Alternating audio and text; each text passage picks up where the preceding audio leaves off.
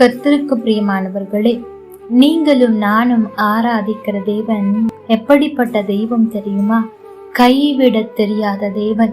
எந்த சூழ்நிலையிலும் என்னால் முடியவில்லை என்று சொல்லி நம்மை கைவிடுகிற தெய்வத்தை அல்ல, முடியாது என்ற சூழ்நிலையிலும் அவ்வளவுதான் என்ற சூழ்நிலையிலும் நம் கரத்தை பிடித்து தூக்கி நான் இருக்கிறேன், நான் உனக்கு உதவி செய்வேன் என்று சொல்லுகிற உன்னதமான தெய்வத்தை ஆராதித்துக் கொண்டிருக்கிறோம். இன்றைக்கும் அது தொடர்பான ஒரு சம்பவத்தை தான் நாம் தியானிக்க போகிறோம். ஏசாயா 42 அதிகாரம் 16 வசனம். குருடரை அவர்கள் அறியாத வழியிலே நடத்தி அவர்களுக்கு தெரியாத பாதைகளில் அவர்களை அழைத்து கொண்டு போய் அவர்களுக்கு முன்பாக இருளை வெளிச்சமும் கோணலை செவ்வையுமாக்குவேன். இந்த காரியங்களை நான் அவர்களுக்கு செய்து அவர்களை கைவிடாதிருப்பேன். எனக்கு பிரியமான தேவ பிள்ளைகளே, இருள் என்ற காரியம் எதை குறிக்கிறது என்றால் ஒரு பயத்தை, திகிலை.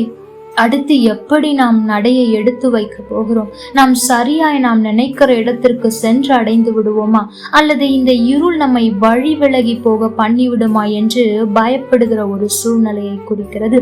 ஒருவேளை இன்றைக்கு நீங்கள் அப்படிப்பட்ட சூழ்நிலையில் இருந்தாலும் கூட ஆண்டவர் சொல்லுகிறார், நான் உங்களுக்கு உதவி செய்வேன், உங்கள் இருளை நான் வெளிச்சமாக்குவேன், அது மாத்திரமல்ல நான் உன்னை கைவிடாதிருப்பேன் என்று ஆண்டவர் சொல்லுகிறார்.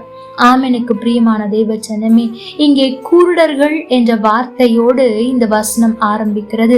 குருடர்கள் அவர்கள் அறியாத வழியிலே நான் அவர்களை நடத்துவேன், அவர்களுக்கு இருளாய் இருக்கிற பாதையை நான் வெளிச்சமாய் மாற்றுவேன் என்று ஆண்டவர் சொல்லுகிறாரே. இது வெறும் கண்கள் தெரியாத குருடரை குறிப்பிடுகிறதா என்றால் இல்லவே இல்லை.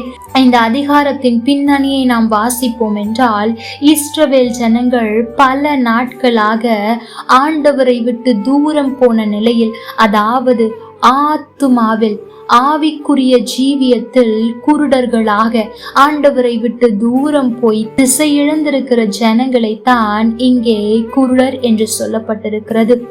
எனக்கு பிரியமான தேவ ஜனமே, இன்றைக்கு நீங்களும் ஆவிக்குரிய ஜீவியத்தில் மிகவும் பின்தங்கிய நிலையில் அல்லது ஆண்டவரை விட்டு தூரம் போய் நான் மறுபடி ஆண்டவரிடத்தில் வர வேண்டும் என்று நினைக்கிறேன், ஆனால் எனக்கு வழி கூட தெரியாத அளவிற்கு நான் குருட்டாட்டம் உள்ளவளாய் இருக்கிறேன் என்று அங்கலாய்த்து கொண்டிருப்பீர்கள் என்றால், இன்றைக்கும் உங்களை நான் உற்சாகப்படுத்த விரும்புகிறேன். மாற்றங்களை செய்கிற தேவன் உங்களோடு கூடத்தான் இருக்கிறார்.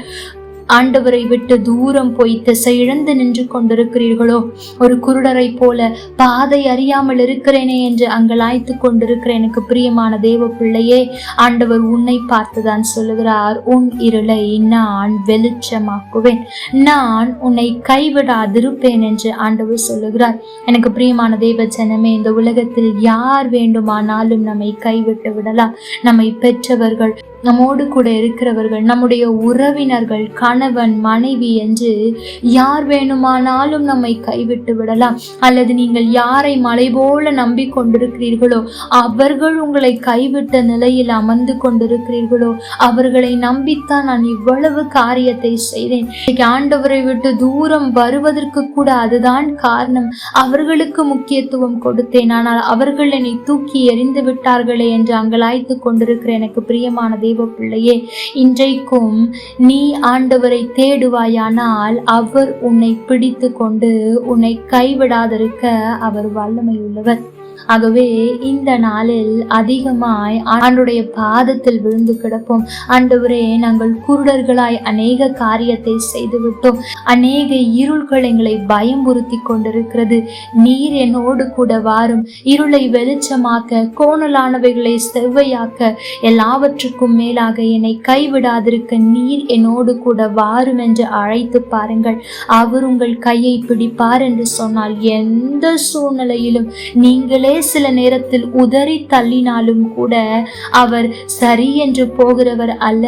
மீண்டும் உன்னை நான் எப்படி கைப்பிடிப்பேன் என்று காத்திருக்கிற உன்னத தேவன். ஆகவே இந்த நாளில் அவரை அதிகமாய் தேடுங்கள், அவரை நோக்கி கூப்பிடுங்கள், அவர் உங்களை கைவிடாதிருப்பார். கர்த்தர் தாமே உங்களோடு கூட இருந்து உங்களை ஆசீர்வதிப்பாராக. ஆமென். லைக் பண்ணுங்க, ஷேர்